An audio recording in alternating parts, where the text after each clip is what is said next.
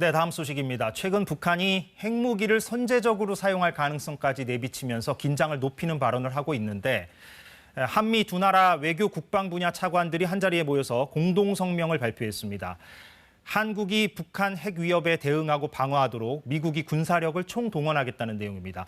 자, 워싱턴 이정민 특파원 연결해서 이 내용 자세히 짚어보겠습니다. 자, 이정민 특파원, 먼저 이번에 나온 공동 성명 내용 더 자세히 살펴볼까요? 네, 미국이 핵을 포함한 군사력을 한반도로 넓혀서 북한 핵 도발을 억제하는 이른바 확장 억제 강화를 논의하기 위해서 4년 8개월 만에 열린 한미 국방 외교 차관 회의입니다. 이 자리에서 양국은 미국이 모든 범주의 군사 능력을 동원해서 한국에 확장 억제를 제공하겠다는 걸 확인했습니다. 미국이 핵과 재래식 무기, 미사일 방어는 물론 우주나 사이버, 전자기 같은 새로운 분야의 비핵 능력도 동원해서 북핵에 대응하겠다. 또 핵무기를 탑재한 미국 전략 자산도 적시에 효과적으로 한반도에 보내겠다고 밝혔습니다. 양국 차관들의 얘기 들어보시죠. The United States will stand firm in its extended deterrence commitment to the ROK, which includes the full range of U.S. defense capabilities, including nuclear, conventional, and missile defense capabilities. 전술핵 등 북한의 어떠한 공격에 대해서도 압도적이고 결정적인 대응을 해나가기로 하였습니다.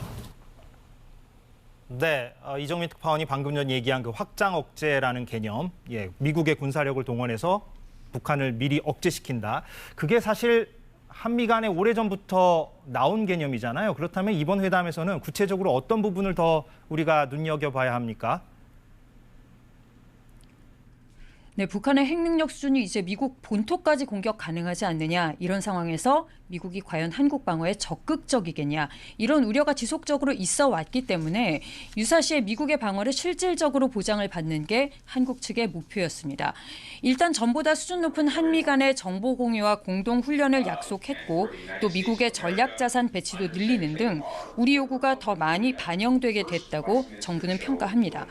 지난 7월 스텔스 전투기 F-35A 연합훈련, 미국 핵항모 레이건함의 이달 부산행, 모두 미국의 강화한 확장 억제 의지를 보여준다는 겁니다. 네, 그렇군요. 그런데 이런 강경한 대응이 과연 북한에 얼마나 효과적이겠느냐, 이게 남는 의문이에요. 어떻게 얘기를 좀 해볼 수 있을까요? 네, 예단하기 상당히 힘든 문제입니다. 북한은 이달 초 핵무기 보유와 사용을 아예 법제화하고 핵폭이 절대 없다. 김정은 위원장이 재차 공언을 했습니다.